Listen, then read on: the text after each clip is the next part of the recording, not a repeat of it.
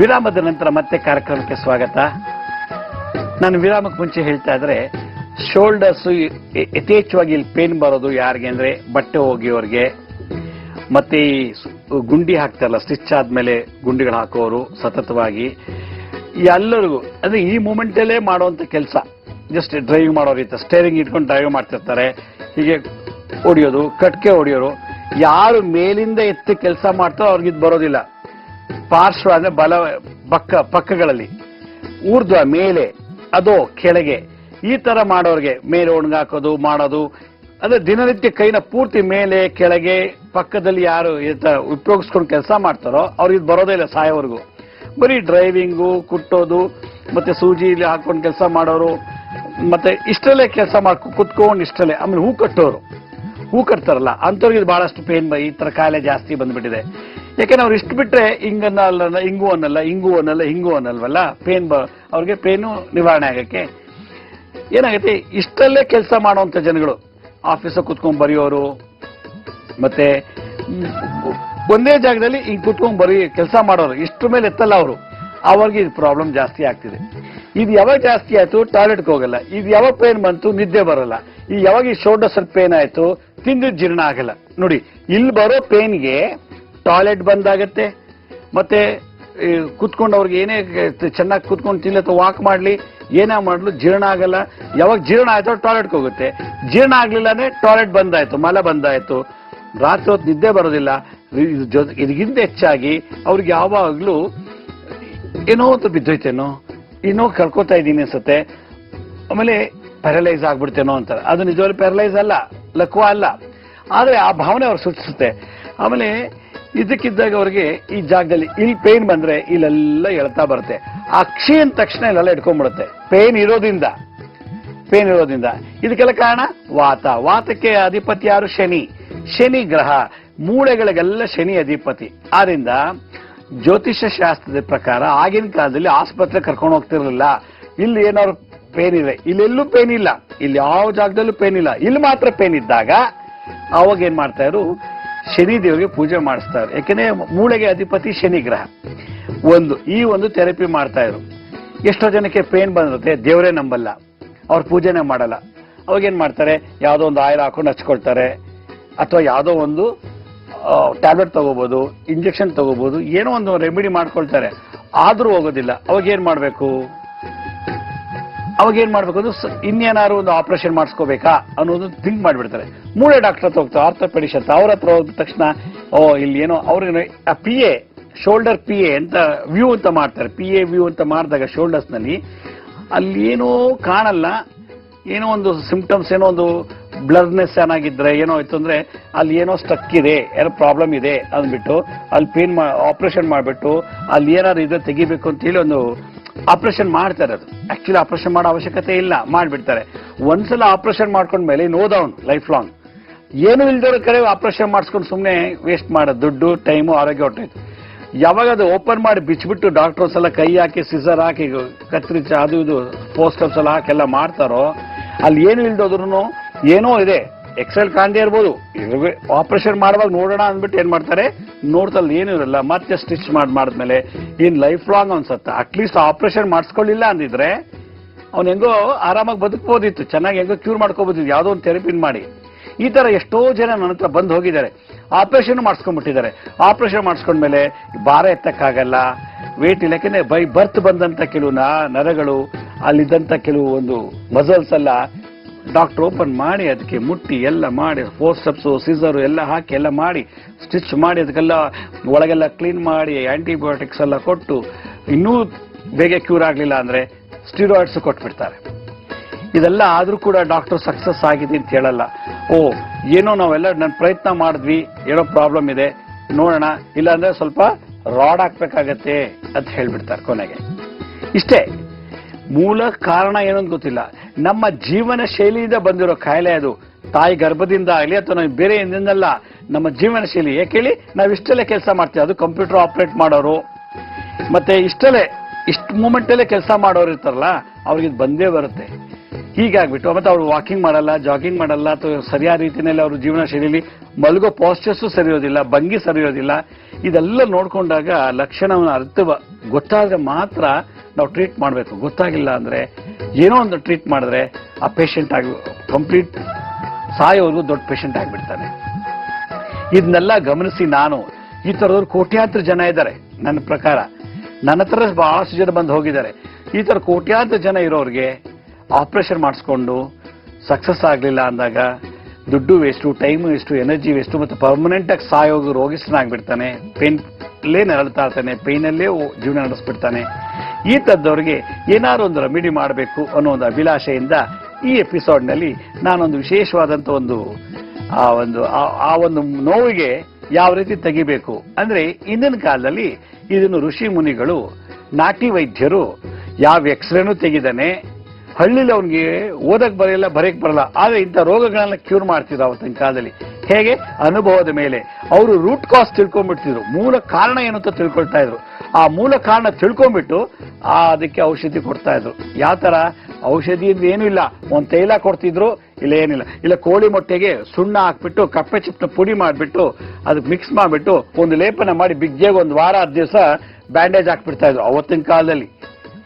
ಅದು ಆಮೇಲೆ ತೆಗೆದಷ್ಟೊಳಗೆ ಅದೆಲ್ಲ ಕುಡ್ಕೊಂಡ್ಬಿಡ್ತಾ ಇತ್ತು. ಅಂದ್ರೆ ಆ ಕ್ಯಾಲ್ಸಿಯಂ, ಸುಣ್ಣದಲ್ಲಿ ಕ್ಯಾಲ್ಸಿಯಂ ಜಾಸ್ತಿ ಇದೆ, ಕಪ್ಪೆ ಚಿಪ್ಪಲ್ಲಿ ಕ್ಯಾಲ್ಸಿಯಂ ಜಾಸ್ತಿ ಇದೆ, ಕೋಳಿ ಮೊಟ್ಟೆ ಲೋಳೆನಲ್ಲಿ ಕ್ಯಾಲ್ಸಿಯಂ ಜಾಸ್ತಿ ಇದೆ. ಇನ್ನೂ ಸ್ವಲ್ಪ ಅರ್ಶನ ಹಾಕ್ಬಿಟ್ರಂದ್ರೆ ಬಹಳ ಚೆನ್ನಾಗಿ ಒಳ್ಳೆ ಸಿಮೆಂಟ್ ಕಾಂಕ್ರೀಟ್ ಹಾಕ್ತಂಗೆ ಲೇಪನ ಮಾಡಿಬಿಟ್ಟು ಬಟ್ಟೆ ಕಟ್ಬಿಟ್ಟು ಮಲಗಿಸ್ಬಿಟ್ಟ ಅವನು, ಅಥವಾ ಹಿಂಗಿಟ್ಕೊಂಡು ಒಂದು ವಾರ 10 ದಿವಸ ಹಿಂಗಿಟ್ಕೊಂಡು ಓಡಾಡ್ಬಿಟ್ರೆ ಒಂದು ದಾರ ಕಟ್ಬಿಡ್ತಾ ಇದ್ರು. ಕಟ್ಬಿಟ್ಟು ಓಡಾಡಿಸ್ಕೊಂಡು ಅವನು ಕಾಲ ಕಳೆದು ಬಿಟ್ಟ ಅಂದ್ರೆ 1 ವಾರಕ್ಕೆ ಅದು ಕ್ಯೂರ್ ಆಗ್ತಿತ್ತು. ಇದು ಒಂದು. ಇನ್ನೊಂದು, ಎಷ್ಟೋ ಜನ ಡ್ರೈವ್ ಮಾಡುವಾಗ ಆಕ್ಸಿಡೆಂಟ್ ಆಗಿಬಿಡುತ್ತೆ. ಆಕ್ಸಿಡೆಂಟ್ ಆದಾಗ ಅವ್ರು ಏನ್ ಮಾಡ್ತಾರೆ, ಅವ್ರಿಗೆ ಗೊತ್ತಿಲ್ಲ ಆ ಸಮಯದಲ್ಲಿ ಹೆಂಗ್ ಬೀಳ್ತಾ ಇದೀವಿ ಅಂತ. ಹಿಂಗ್ ಬಿದ್ದುಬಿಟ್ರೆ ಒಂದು ಕಲ್ ಮೇಲೋ ರಸ್ತೆ ಮೇಲೋ ಅವ್ರ ಭುಜ ಭೂಮಿ ಟಚ್ ಆದ್ರೆ ಓಕೆ. ಆ ಭುಜ ಏನಾದ್ರು ಆ ಭೂಮಿಗಿಂತ ಅರ್ಧ ಅಡಿ ಹೈಟಲ್ಲಿ ಭುಜ ಟಚ್ ಆದ್ರೆ, ಅರ್ಧ ಅಡಿ ಒಂದು ಕಲ್ಲಿರ್ಬೋದು, ಅರ್ಧ ಅಡಿ ಹೈಟ್ ನಲ್ಲಿ ಒಂದು ಯಾವ್ದೊಂದು ಫುಟ್ಪಾತ್ ಕಾರ್ನರ್ ಇರ್ಬೋದು, ಅಥವಾ ಅರ್ಧ ಅಡಿ ಹೈಟು 1 ಅಡಿ ಹೈಟ್ ನಲ್ಲಿ ಏನೋ ಒಂದು ದಿಬ್ಬನೋ ಹಂಸೋ ಇರ್ಬೋದು. ಅಲ್ಲಿ ಬಿದ್ದ ಅಂದ್ರೆ ಆ ಕರೆಕ್ಟ್ ಆಗಿ ಆ ಮೂಳೆ ಏನಾಗತ್ತೆ, ಮುರಿಬೋದು, ಇಲ್ಲ ಪಂಚ್ ಆಗ್ಬೋದು. ಯಾವಾಗ ಈ ರೀತಿ ಪಂಚ್ ಆಯ್ತು, ಪ್ರೆಷರ್ ಕೊಡ್ತು, ಆ ಪ್ರೆಷರೇ ಲೈಫ್ ಲಾಂಗ್ ನೋವು ಕೊಟ್ಬಿಡುತ್ತೆ. ಇದನ್ನೆಲ್ಲ ಹಿಂದಿನ ಕಾಲದಲ್ಲಿ ನಾನು ಹೇಳಿದಂತ ಒಂದು ಥೆರಪಿನ ನ್ಯಾಚುರಲ್, ಪ್ರಕೃತಿಯಿಂದ ಬಂದಂತ ಔಷಧಿಗಳು ಉಪಯೋಗಿಸ್ಕೊಂಡು ಕ್ಯೂರ್ ಮಾಡ್ತಾರೆ, ಆಪರೇಷನ್ ಇಲ್ಲದೆ, ಯಾವ ಡಾಕ್ಟ್ರು ಇಲ್ದೇನೆ. ಹಾಗಾದ್ರೆ ಯಾವ ಡಾಕ್ಟ್ರು ಯಾವ ಔಷಧಿ ಇಲ್ದೇನೆ ಅಂತ ಸಂದರ್ಭ ಬಂದಾಗ ಯಾವ ರೀತಿ ಕ್ಯೂರ್ ಮಾಡ್ಕೋಬೇಕು ಅನ್ನೋದನ್ನ ನಾನು ಸಣ್ಣ ವಿರಾಮ ಅಂತ ತಿಳಿಸ್ಕೊಡ್ತೀನಿ. ಬನ್ನಿ ಒಂದು ಪುಟ್ಟ ವಿರಾಮ ತಗೊಳ್ಳೋಣ.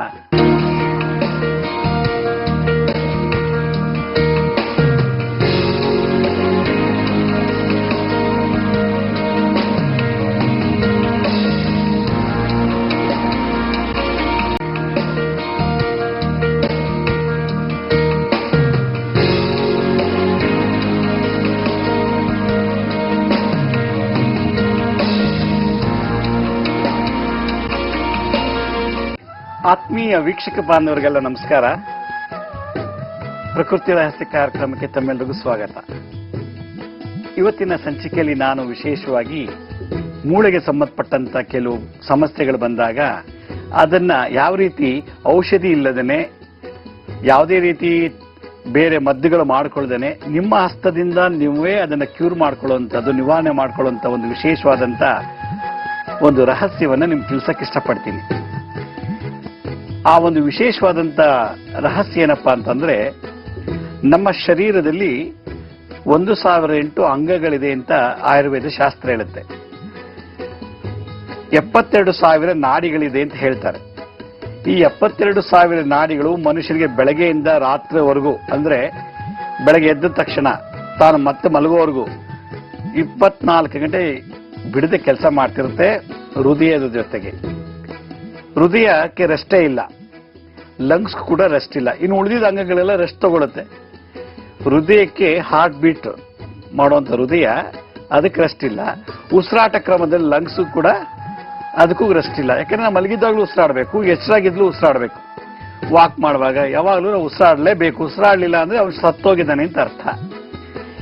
ಯಾವಾಗ ನಾವು ಈ ಉಸಿರಾಟ ಜೊತೆಗೆ ಹೃದಯ ಬಡಿತದ ಜೊತೆಗೆ ಹಲವಾರು ತೊಂದರೆಗಳು ನಮ್ಮ ಶರೀರದಲ್ಲಿ ಬರ್ಬೋದು, ಆಯಾ ಏಜ್ ಬಂದಾಗ, ಅಥವಾ ನಾವು ತಗೊಳ್ಳುವಂಥ ಆಹಾರ ಪದಾರ್ಥದಿಂದ, ಅಥವಾ ಈ ಎಕಾಲಜಿ ಯೂನಿವರ್ಸಲ್ ಎಕಾಲಜಿ ಮುಖಾಂತರ, ಅಂದ್ರೆ ಪ್ರಕೃತಿಯಿಂದ ನಮ್ಗೆ ಏರುಪೇರು ಆದಾಗ, ಚಳಿ ಆದಾಗ, ಬಿಸಿಲಾದಾಗ, ಮಳೆ ಬಂದಾಗ, ಹೀಗೆ ಪ್ರಕೃತಿಲೂ ಕೂಡ ಏರುಪೇರು ಆದಾಗ, ಪ್ರಕೃತಿಲಿ ಏರುಪೇರು ಆದಾಗ ಶರೀರದಲ್ಲಿ ನಮ್ಗೆಲ್ರಿಗೂ ಅದು ಅನ್ವಯಿಸುತ್ತೆ.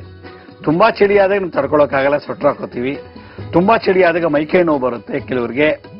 ತುಂಬಾ ಶೆಕೆ ಆದಾಗ ನರ ದೌರ್ಬಲ್ಯ ಬರುತ್ತೆ. ತುಂಬಾ ಶೆಕೆ ಆದಾಗ ನರಗಳಿಗೆ ತೊಂದರೆ ಆಗತ್ತೆ.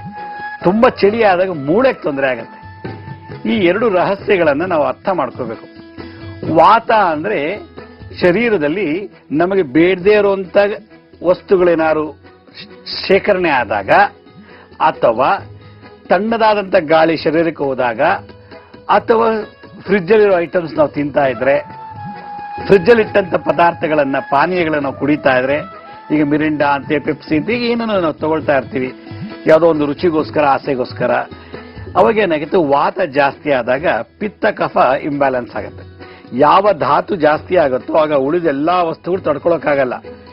ಯಾವ ಧಾತು ಕಮ್ಮಿ ಆಗ್ಬಿಡುತ್ತೋ ಯಾವುದೇ ವಸ್ತುಗಳು ಒಳಗಡೆ ತಡ್ಕೊಳಕ್ಕಾಗಲ್ಲ. ಹಾಗಾದ್ರೆ ಜಾಸ್ತಿನೂ ಆಗಬಾರ್ದು, ಕಮ್ಮಿನೂ ಆಗಬಾರ್ದು. ಎರಡು ಬ್ಯಾಲೆನ್ಸ್ ಆಗುವಂತ ಒಂದು ಜೀವನ ಶೈಲಿ ನಡೆಸಿದಾಗ ಮನುಷ್ಯನ ಕಾರ್ಯ ಅನ್ನೋದೇ ಬರೋದಿಲ್ಲ. ಇಲ್ಲಿ ನಾನು ಏನು ಹೇಳಕ್ ಹೊರಟಿದ್ದೀನಿಪ್ಪ ಅಂದ್ರೆ, ಬೆಳಗ್ಗೆ ಹೊತ್ತು ಚೆನ್ನಾಗಿ ಕೆಲಸ ಮಾಡ್ತಾರೆ, ಎಲ್ಲ ಮಾಡಿ ಪಾತ್ರೆ ತೊಳೆಯೋದು, ಬಟ್ಟೆ ಒಗೆಯೋದು, ಕೆಲಸ ಮಾಡೋದು, ಏನ್ ಬೇಕೋ ಅದೆಲ್ಲ ಮಾಡ್ತಾರೆ. ಎಲ್ಲ ಆದ್ಮೇಲೆ ಇನ್ನೇನು ಮಲಗಕ್ಕೆ ಅಂತ ಹೋಗ್ತಾರೆ. ಮಲಗಕ್ಕೆ ಅಂತ ಹೋದಾಗ ಆಗ್ಲೂ ಏನು ಅನ್ಸೋದಿಲ್ಲ, ಮಲಗಿ ಬಿಡ್ತಾರೆ. ನಾಳೆ ಬೆಳಗ್ಗೆ ಎದ್ದ ತಕ್ಷಣ ಅವ್ರಿಗೆ ಇಲ್ಲಿ ಭುಜಗಳ ನೋವು ಬಂದ್ಬಿಡುತ್ತೆ. ಇಲ್ಲಿ ಭುಜ ಅಷ್ಟೇ. ಈ ಭುಜ ಬಂದಾಗ ಈ ತರ ಮೇಲೆ ಎತ್ತಕ್ಕಾಗಲ್ಲ, ಈ ತರ ಪಕ್ಕಕ್ಕೆ ಬಿಡಕ್ಕಾಗಲ್ಲ, ಕೆಳಗಡೆ ಮಾಡಕ್ಕಾಗೋದಿಲ್ಲ. ಇಲ್ಲೊಂದು ಈ ಭುಜದಲ್ಲಿ ಪೇನ್ ಯಾವಾಗ ಬರುತ್ತೋ ಅವಾಗ ಏನಾಗುತ್ತೆ, ಇಲ್ಲ ಮಸಲ್ಸ್ ಕ್ಯಾಚ್ ಇರ್ಬೋದು, ಸ್ನಾಯುಗಳು ಒಂದಕ್ಕೊಂದು ಒತ್ತಿರೋದೊಂದು ಪ್ರೆಸ್ ಆಗಿರ್ಬೇಕು, ಇಲ್ಲ ಒಂದು ನರ ಇನ್ನೊಂದು ನರ ಮೇಲೆ ಕೂತಿರ್ಬೇಕು. ನರ ಏನಾದ್ರು ಕೂತಿದ್ರೆ ಶೇಕ್ ಮಾಡಕ್ಕಾಗಲ್ಲ. ಮಸಲ್ಸ್ ಏನಾದ್ರು ಇತ್ತು ಅಂದ್ರೆ ಏನಾದ್ರು ಮಾಡುವಾಗ ಒಂದ್ ಸ್ವಲ್ಪ ಹೊತ್ತು ಪೇನ್ ಬರ್ತಾ ಅವ್ರು ಸಲೀಸಾಗ್ಬಿಡ್ತಾರೆ. ಈಗ ಬರೆಯಕ್ಕೆ ಕೂತಾಗ ಒಂದು 5 ನಿಮಿಷ ಬರೆಯುವಾಗ ಪೇನ್ ಬರುತ್ತೆ, 5 ನಿಮಿಷ ಆದ ನಂತರ ಸಲೀಸಾಗ್ಬಿಡುತ್ತೆ, ಸರಾಗುತ್ತೆ, ಆರಾಮಾಗ್ಬಿಡುತ್ತೆ. ಇದು ಪೇನ್ ಇರುತ್ತೆ ಬೆಳಗ್ಗೆಯಿಂದ ಸಂಜೆವರೆಗೂ. ಮಲ್ಕೊಂಡ ಮೇಲೆ ಬರುವಂತದ್ದು ಇದು. ಕೆಲವ್ರಿಗೆ ಕಾನ್ಸ್ಟಿಪೇಷನ್ ಪ್ರಾಬ್ಲಮ್ ಇದ್ದಾಗ, ಅಂದ್ರೆ ಮಲಬದ್ಧತೆ ಇದ್ದಾಗ ಟಾಯ್ಲೆಟ್ಗೆ ಹೋಗಲ್ಲ ಅವರು. ಅವಾಗ ಏನಾಗುತ್ತೆ, ಸಿಕ್ಕಾಬಟ್ಟೆ ಇಲ್ಲಿ ಪೇನ್ ಬರುತ್ತೆ. ಇಲ್ಲೇ ಯಾಕೆ ಬರುತ್ತೆ ಪೇನು, ಬೇರೆ ಇನ್ನೆಲ್ಲೂ ಪೇನ್ ಬರಲ್ವಲ್ಲ ಅನ್ನೋ ಒಂದು ಪ್ರಶ್ನೆ ಬರ್ಬೋದು. ಮನುಷ್ಯನಿಗೆ ಎಂಟೈರ್ ಈ ಕತ್ತಿಂದ ಮೇಲೆ, ಕತ್ತಿಂದ ಕೆಳಗೆ ಭುಜಗಳು ಬಹಳ ಇಂಪಾರ್ಟೆಂಟ್ ಅಂತ ಅಂಗಗಳು. ಈ ಶೋಲ್ಡರ್ಸ್ ಬೋನ್ ಇದೆಯಲ್ಲ, ಈ ಶೋಲ್ಡರ್ಸ್ ಅಂತಾರೆ ಭುಜಗಳು. ಈ ಭುಜಗಳಲ್ಲಿ 2 ಲಾಕಿಂಗ್ ಸಿಸ್ಟಮ್ ಇದೆ. ಇಲ್ಲೇನಾದ್ರು ಸರಿಯಾಗಿ ವರ್ಕ್ ಆಗ್ಲಿಲ್ಲ ಈ ಜಾಗದಲ್ಲಿ ಅಂದಾಗ ನಮಗೆ ಟಾಯ್ಲೆಟ್ಗೆ ಹೋಗಕ್ಕಾಗಲ್ಲ, ಮಲ ವಿಸರ್ಜನೆ ಮಾಡಕ್ಕಾಗಲ್ಲ. ಒಂದು. ಎರಡನೇದು, ಏನಾದ್ರು ನಾವು ತಗೊಳಕ್ ಹೋದಾಗ ಕಟ್ ಕಟ್ ಅಂತ ಶಬ್ದ ಬರುತ್ತೆ ಕೆಲವರಿಗೆ. ಇಲ್ಲಂದಾಗ ಕಟ್ ಕಟ್ ಅಂತ ಶಬ್ದ ಬರುತ್ತೆ. ಕೆಲವ್ರು ಹಿಂಗೆ ಕೈ ಎತ್ತುವಾಗಲ್ಲ ಆ ಕಟ್ ಕಟ್ ಅಂತ ಅನ್ಸದ ಕಿವಿ ಕೇಳುತ್ತೆ ಅವ್ರಿಗೆ. ಬೇಕಾದ್ರೆ ಇನ್ಯಾರೋ ಒಬ್ರು ಪಕ್ಕದಲ್ಲಿ ನಿಂತಿದ್ರೆ ಆ ಕಟ್ ಕಟ್ ಅನ್ನೋ ಶಬ್ದನ ಕೇಳಿಸ್ಕೋಬಹುದು ಇನ್ನೊಬ್ರು ಕೂಡ. ಈಗ ನನಗೆ ಏನಪ್ಪ ಇದ್ರೆ ಇಲ್ಲಿ ಕಟ್ ಕಟ್ ಅಂತ ಶಬ್ದ ಬರುತ್ತೆ. ಹಿಂಗ್ ಮಾಡಕ್ ಹೋದಾಗೆಲ್ಲ ಕಟ್ ಕಟ್ ಅಂತ ಶಬ್ದ ಬರುತ್ತೆ. ಹಿಂಗ್ ಬಗ್ದಾಗ, ಹಿಂಗ್ ತಗೊಂಡಾಗ, ಹಿಂಗ್ ಪುಷ್ ಮಾಡಿದಾಗ. ಇದು ಈ ಕಾರ್ಯ ವಿಶೇಷವಾಗಿ ಬರೋದು ಯಾರಿಗೆ ಅಂದ್ರೆ ಗೋಲ್ಡ್ ಸ್ಮಿತ್, ಒಡವೆ ಮಾಡೋರ್ಗೆ, ಡ್ರೈವಿಂಗ್ ಮಾಡೋರ್ಗೆ ಈ ಕಾಯಿಲೆ ಜಾಸ್ತಿ. ಇನ್ನೂ ವಿಶೇಷವಾಗಿ ಈ ಜಲ್ಲಿಕಲ್ಲು, ಮಣ್ಣು, ಸಿಮೆಂಟು ಕೆಲಸ ಮಾಡ್ತಾರೆ ನೋಡಿ, ಯಾವಾಗ ಕೈ ಉಪಯೋಗಿಸ್ತಾ ಇರೋರು. ಯಾಕೆಂದ್ರೆ ಎಡಗೈಗಿಂತ ಬಲಗೈ ಜಾಸ್ತಿ ಕೆಲವು ಪೇನ್ ಬಂದಿರುತ್ತೆ. ಇದಕ್ಕೆ ಇದುವರೆಗೂ ಡಾಕ್ಟರ್ ನೋಡ್ತಾರೆ, ಅದಕ್ಕೇನೋ ಎಲ್ಲೋ ಯೂರಿಕ್ ಆಸಿಡ್ ಬ್ಲಾಕ್ ಆಗಿರ್ಬೋದು, ಅಥವಾ ಅಲ್ಲೇನೋ ಸಿಕ್ಕಾಬಟ್ಟೆ ಪೇನ್ ಇರ್ಬೋದು, ಕ್ಯಾಲ್ಸಿಯಂ ಕೊರತೆ ಇರ್ಬೋದು. ಅಂದ್ರೆ ಕ್ಯಾಲ್ಸಿಯಂ ಸೌದೋಗಿದೆ, ಮೂಳೆ ಸವಿತಾ ಇದೆ ಅಂತ ಅಂದ್ಬಿಟ್ಟು ಹೇಳಿ ಅದಕ್ಕೇನೋ ಒಂದು ಇಂಜೆಕ್ಷನ್ ಅಂತ ಏನೋ ಟ್ಯಾಬ್ಲೆಟ್ ಏನೋ ಕೊಡ್ತಿರ್ತಾರೆ ಇದು ಡಾಕ್ಟರ್ಗಳು. ಇಲ್ಲಿ ಅರ್ಥ ಮಾಡ್ಕೊಳ್ಳೋದು ರೋಗದ ಲಕ್ಷಣ, ಸಿಂಪ್ಟಮ್ ಏನಪ್ಪಾ ಅಂತಂದ್ರೆ, ನಾವು ಮಾಡುವಂತ ಕೆಲಸ ಬರೀ ಬಲಗೈಲೇ ಮಾಡ್ತಿದ್ರೆ ಅಥವಾ ಬರೀ ಎಡಗೈಲೇ ಮಾಡ್ತಿದ್ರೆ ಆ ಭುಜಕ್ಕೆ ಬರುತ್ತಿದ್ದು. ಯಾವಾಗ ಕೆಲಸ ಮಾಡಲಿಲ್ಲ ಆವಾಗ ಪೇನ್ ಶುರುವಾಗುತ್ತೆ. ಕೆಲಸ ಮಾಡ್ತಿದ್ರವರೆಗೂ ಅದು ಬರೋದಿಲ್ಲ. ಒಂದು. ಈ ಡ್ರೈವರ್ಗಳು, ಗೋಲ್ಡ್ ಸ್ಮಿತ್ ಮತ್ತೆ ಈ ಕಮ್ಮಾರರು ಚಾಕು, ಮಚ್ಚು, ಕುಡ್ಲಿಲ್ಲ ಮಾಡ್ತಾರೆ ಅವರು. ಮತ್ತೆ ಸಿಕ್ಕಾಬಟ್ಟೆ ಮರ ಕಟ್ ಮಾಡೋರು, ಕೊಂಬೆ ಕಟ್ ಮಾಡೋರು, ಸೌದೆ ಕಟ್ ಮಾಡೋರು ಅಂತವ್ರಿಗೆ ಈ ಕಾಯಿಲೆ ವಿಶೇಷವಾಗಿ ಬರುತ್ತೆ. ಯಾಕಂದ್ರೆ ಯಾವಾಗ ಅದನ್ನು ಯೂಸ್ ಮಾಡಿ ಮಾಡಿ ಮಾಡಿ ಮಾಡಿ ಮಾಡಿ ಅದು ಸವಿತಾ ಬರುತ್ತೆ. ಒಂದು. ಅದ್ರಲ್ಲಿ ಕ್ಯಾಲ್ಸಿಯಂ ಕೊರತೆ ಬಂತು. ಎರಡನೇದು ಮೂಳೆ ಸವದಾಗ ಅದ್ರ ಮೇಲೆ ಮಾಂಸ ಕೂತ್ಕೊಳ್ಳುವಂತ ಚಾನ್ಸಸ್ ಉಂಟು. ಆ ಜಾಗ ಸವದಾಗ ಮಾಂಸ ಅದ್ರ ಮೇಲೆ ಕೂರೋ ಚಾನ್ಸ್ ಉಂಟು. ಅಥವಾ ಪಕ್ಕದಲ್ಲಿ ಏನಾದ್ರೂ ಸಣ್ಣ ಸಣ್ಣ ನರಗಳಿದ್ರೆ ಆ ಮೂಳೆಗೆ ಟಚ್ ಆಗ್ತದೆ. ಟಚ್ ಆದಾಗ ಅವಾಗ ಏನಾಗತ್ತೆ, ಕಟ್ ಕಟ್ ಅಂತ ಶಬ್ದ ಬರುತ್ತೆ. ಇದನ್ನ ಹಿಂದಿನ ಕಾಲದಲ್ಲಿ ನಾಟಿ ವೈದ್ಯರು ಬಹಳ ಚೆನ್ನಾಗಿ ಅರ್ಥ ಮಾಡ್ಕೊಂಡಿದ್ರು. ಈಗ ಇದಕ್ಕೆಲ್ಲ ಎಕ್ಸ್ರೇ ತೆಗಿತಾರೆ. ಎಕ್ಸ್ರೇ ತೆಗೆಸ್ಬಿಟ್ಟು ಶೋಲ್ಡರ್ PA ವ್ಯೂ ಅಂತ ಮಾಡ್ತಾರೆ. PA ವ್ಯೂ ಅಂತ ಮಾಡ್ತಾರೆ ಎಕ್ಸ್ರೇನಲ್ಲಿ. ಅಲ್ಲಿ ಗೊತ್ತಾಗುತ್ತೆ ಏನಿದೆ, ಏನ್ ಅಡಚಣೆ ಇದೆ, ಏನ್ ಡಿಸ್ಟರ್ಬೆನ್ಸ್ ಇದೆ, ಏನ್ ಆಬ್ಸ್ಟಕಲ್ಸ್ ಇದೆ ಈ ಭಾಗದಲ್ಲ ಅಂತ. ಬೇರೆ ಎಲ್ಲೂ ಇಲ್ಲ. ಇಲ್ಲಿ ಶೋಲ್ಡರ್ಸ್, ಇಲ್ಲಿ ಇದೊಂದು ಶೋಲ್ಡರ್ಸ್ ಈ ಜಾಗದಲ್ಲಿ ಪ್ರೆಸ್ ಮಾಡಿದಾಗ ಅವ್ರಿಗೆ ಏನೋ ಪೇನ್ ಆದಂಗೆ ಆಗತ್ತೆ. ಮತ್ತೆ ಹೇಳ್ಕೊಳಕ್ ಮೇಲೆ ಎತ್ತಕ್ಕಾಗಲ್ಲ, ಕೆಳಗಿಳಿಸಕ್ಕಾಗಲ್ಲ. ಇಳ್ಸಕ್ ಹೋದಾಗ ಅಲ್ಲಿ ಏನೋ ಒಂದ್ ರೀತಿ ಅಯ್ಯೋ ಕೈಯೇ ಬಿದ್ದೋಗ್ಬಿಡ್ತೇನೋ, ಅಯ್ಯೋ ಮುರ್ದೆ ಹೋಯ್ತೇನೋ, ಅಯ್ಯೋ ಏನಾಗೋಯ್ತು ಒಳಗಡೆ ಅನ್ನೋ ಭೀತಿ ಶುರು ಆಗ್ಬಿಡುತ್ತೆ. ಆ ರೀತಿ ಒಂಥರ ಜರ್ಕು. ಆವತ್ತು ಜರ್ಕ್ ಬಂದ ತಕ್ಷಣ ಪೇನ್ ಶುರುವಾಗುತ್ತೆ. ಮೊದಲು ಜರ್ಕ್ ಬರುತ್ತೆ, ಆಮೇಲೆ ಪೇನ್ ಶುರುವಾಗ್ಬಿಡುತ್ತೆ. ಈ ತರದಲ್ಲಿ ನರಳುವಂಥವ್ರು ಬಹಳಷ್ಟು ಜನ ಇದ್ದಾರೆ. ಆ ತರ ಜನಗಳಿಗೆ ಬರೀ ಮದ್ದೇ ಇಲ್ಲ, ಇಂಜೆಕ್ಷನ್ ಇಲ್ಲ, ಟ್ಯಾಬ್ಲೆಟ್ ಇಲ್ಲ, ಏನೂ ಇಲ್ಲ. ಆ ತರದಲ್ಲಿ ಕ್ಯೂರ್ ಮಾಡ್ಕೋಬೇಕಾದ್ರೆ ಏನ್ ಮಾಡ್ಬೋದು ಅನ್ನೋದನ್ನ ಒಂದು ಸಣ್ಣ ವಿರಾಮ ಅಂತ ತಿಳಿಸ್ಕೊಡ್ತೀನಿ. ಬನ್ನಿ ಒಂದು ಪುಟ್ಟ ವಿರಾಮ ತಗೊಳ್ಳೋಣ.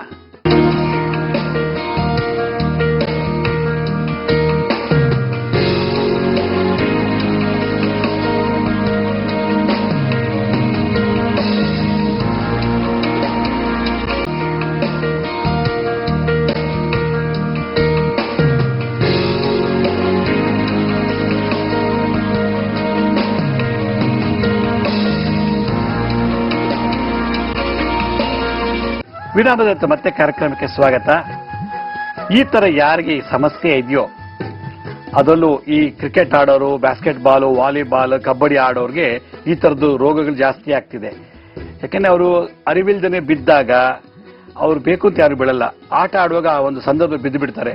ಒಂದ್ಸಲ ಬಿದ್ದಾಗಿ ಲಾಕ್ ಆಯ್ತು ಮೂಳೆ ಇದೆ, ಮೂಳೆ ಲಾಕ್ ಆಯ್ತು ಅಂದ್ರೆ, ಅಥವಾ ಮೂಳೆ ಮೇಲೆ ಏನಾದ್ರೂ ಹಳೇ ಪೆಟ್ಟು ಬಿದ್ದಿರೋ ನೋವು ಏನಾದ್ರು ಅದು ಕ್ಲಿಯರ್ ಆಗ್ಲಿಲ್ಲ ಅಂದಾಗ ಲೈಫ್ ಲಾಂಗ್ ಪೇನ್ ಕೊಡುತ್ತೆ. ಈ ತರ ಮಲ್ಕೊಳಕ್ಕಾಗಲ್ಲ, ಇಲ್ಲಿ ಮಲ್ಕೊಳಕ್ಕಾಗಲ್ಲ.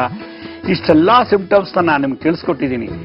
ಈ ತರ ಸಿಂಪ್ಟಮ್ಸ್ ಅಲ್ಲಿ ಯಾರು ನರಳ್ತಿದಾರೋ ಅಥವಾ ಮುಂದೆ ಈ ತರದ್ದು ಏನಾದ್ರು ಆಗೋ ಚಾನ್ಸಸ್ ಇದ್ದಾಗ, ಮುಂದೆ ಆಗುವಂತ ಚಾನ್ಸಸ್ ಇದ್ದಾಗ ನಾವೇನ್ ಮಾಡ್ಬೇಕು ಅನ್ನೋದನ್ನ ನಾನೀಗ ಒಂದು ವಿಶೇಷವಾದ ಒಂದು ಪ್ರೆಷರ್ನ ತೋರಿಸ್ಕೊಡ್ತೀನಿ. ನೋಡಿ, ಈ ಮನುಷ್ಯನಿಗೆ ವಿಶೇಷವಾಗಿ ಒಂದು ಶೋಲ್ಡರ್ಸ್ಗೆ ಕನೆಕ್ಟಿಂಗ್ ಪಾಯಿಂಟ್ ಇಲ್ಲಿದೆ ನೋಡಿ. ಈ ಶೋಲ್ಡರ್ಸ್ಗೆ ಇಲ್ಲೊಂದು ಕನೆಕ್ಟಿಂಗ್ ಪಾಯಿಂಟ್ ಇದೆ. ಇದು ಕನೆಕ್ಟಿಂಗ್ ಪಾಯಿಂಟ್. ಈ ಪಾಯಿಂಟ್ ಅನ್ನ, ಈ ಪಾಯಿಂಟ್ ಇದೆಯಲ್ಲ ಈ ಶೋಲ್ಡರ್ಸ್ಗೆ, ಈ ಪಾಯಿಂಟ್ ನ ಇಲ್ಲಿ ಪೇನ್ ಬಂದ್ರೆ ಇಲ್ಲಿದೆ ಪಾಯಿಂಟ್ ಇದೆ. ಈ ಪಾಯಿಂಟ್ಗೆ ನಾವೇನ್ ಮಾಡಬೇಕು, ನಿಧಾನಕ್ಕೆ ಪ್ರೆಸ್ ಮಾಡ್ಬೇಕು. ಇದಕ್ಕೆ ಈ ಹೆಬ್ಬೆಟ್ಟಿನ ಬುಡಭಾಗದಲ್ಲಿ ಈ ಪಾಯಿಂಟ್ ಇರೋದ್ರಿಂದ ಬೇರೆ ಯಾವುದಲ್ಲೂ ಪ್ರೆಸ್ ಮಾಡೋಂಗಿಲ್ಲ. ಆದ್ರಿಂದ ನಮ್ಮ ಹೆಬ್ಬೆಟ್ಟನ್ನೇ ಪ್ರೆಸ್ ಮಾಡ್ಬೇಕು. ಈಗ ನನಗೆ ಇಲ್ಲಿ ಪೇನ್ ಇದೆ ಎಡಗಡೆ ಅಂದ್ರೆ ಇಲ್ಲಿ ಪ್ರೆಸ್ ಮಾಡ್ಬೇಕು. ಹಿಂಗೆ ಚೆನ್ನಾಗಿ ಪ್ರೆಸ್ ಮಾಡಿಬಿಟ್ಟು ಇಟ್ಕೊಂಡು, ಇದಕ್ಕೆ ಈ ಪ್ರೆಷರ್ಗೆ ಇನ್ನೂ ಚೆನ್ನಾಗಿ ಆ ಜಾಗಕ್ಕೆ ತಲುಪಬೇಕು ಅಂದ್ರೆ, ಆ ಶೋಲ್ಡರ್ಸ್ಗೆ ಹೋಗ್ಬೇಕು ಅಂದ್ರೆ ಹಿಂಗೆ ಇಟ್ಕೊಂಡು ಓ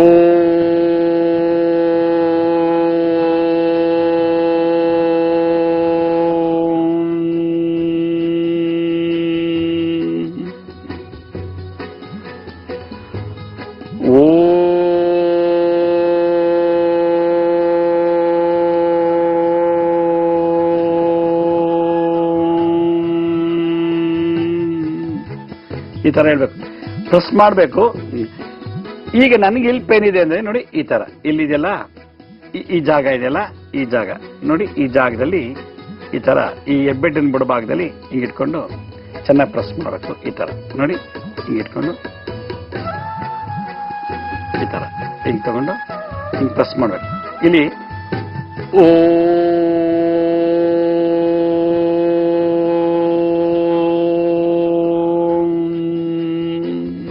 ಓಂಕಾರ ಜೊತೆಗೆ ಹೇಳಬೇಕು. ಈ ಮಂತ್ರದ ಶಕ್ತಿ ಈ ಬಂದಂತ ಎನರ್ಜಿ ನಿಧಾನಕ್ಕೆ ತಗೊಂಡಿಲ್ಲ ತಲುಪಿಸುತ್ತೆ. ಆಗ ಅಲ್ಲಿ ಪೈನ ಕಿಲ್ ಮಾಡುತ್ತೆ. ಸೊ ಇನ್ನೊಂದ್ಸಲ ತೋರಿಸ್ತೀನಿ. ಎಡಗಡೆ ಆಗ್ಲಿ ಬಲಗಡೆ ಆಗ್ಲಿ ಎಲ್ಲೇ ಆಗಿರ್ಲಿ, ಇಲ್ಲಿ ಬಂದಾಗ ಈ ರೀತಿ ಪ್ರೆಸ್ ಮಾಡ್ಬೇಕಿಲ್ಲಿ. ಈ ರೀತಿ ಈ ಬುಡಭಾಗದಲ್ಲಿ ನೋಡಿ, ಈ ಜಾಗದಲ್ಲಿ ಹಿಂಗೆ ಪ್ರೆಸ್ ಮಾಡ್ಬೇಕು. ಈ ರೀತಿ ಇಲ್ಲಿ ಯಾವಾಗ ಹಿಂಗೆ ಪ್ರೆಸ್ ಮಾಡ್ತೀವಿ ನಾವು ಈ ತರ ಚೆನ್ನಾಗಿ, ಈ ಪ್ರೆಸ್ಗೆ ಇಲ್ಲಿ ಬಂದಂತ ಎನರ್ಜಿ ನಮ್ಗೆ ಯಾವ ಶೋಲ್ಡರ್ಸ್ಗೆ ಹೋಗ್ಬೇಕು. ಈ ಶೋಲ್ಡರ್ಸ್ಗೆ ಹೋಗ್ಬೇಕು ಅಂದ್ರೆ ಓಂಕಾರ ಹೇಳ್ಬೇಕು. ಓಂಕಾರದಲ್ಲಿರೋ ಶಬ್ದದ ಅಲೆಗಳು ಇದನ್ನ ಎಳ್ಕೊಂಡೋಗಿ ಅಲ್ಲಿ ಬಿಡುತ್ತೆ. ಓ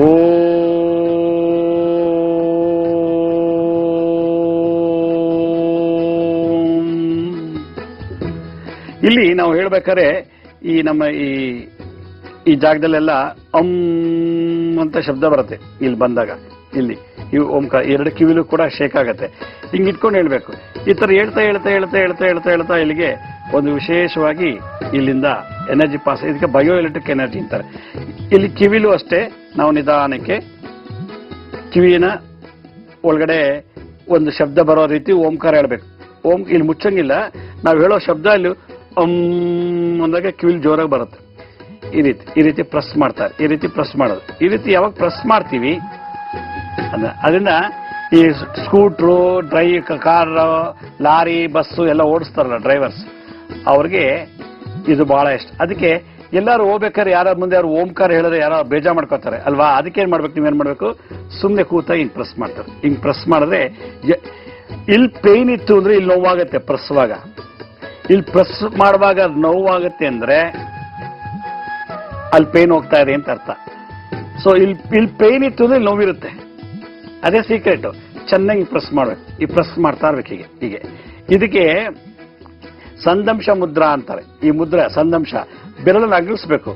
ಇಲ್ಲಿ ಬೆರಳು ನಿಂಗೆ ಇಟ್ಕೊಂಡು ಪ್ರೆಸ್ ಮಾಡ್ಬಿಟ್ರೆ ಇಲ್ಲಿದ್ದ ಪೇನ್ ಇಲ್ಲಿಗೆ ಹೊಟ್ಟೋಗುತ್ತೆ. ಆಗ ಇಲ್ಲೆಲ್ಲ ಶುರುವಾಗತ್ತೆ. ಅದನ್ನ ಬೆರಳಾಗಿಸ್ಬಿಟ್ರೆ ಇಲ್ಲಿ ಪೇನು ಇಲ್ಲಿಂದನೇ ಹೋಗುತ್ತೆ. ಇಲ್ಲಿ ಯಾವುದಕ್ಕೂ ಹೋಗಕ್ ಬಿಡಲ್ಲ. ಅದರಿಂದ ಇಲ್ಲಿ ಚೆನ್ನಾಗಿ ಪ್ರೆಸ್ ಮಾಡ್ಬೇಕು.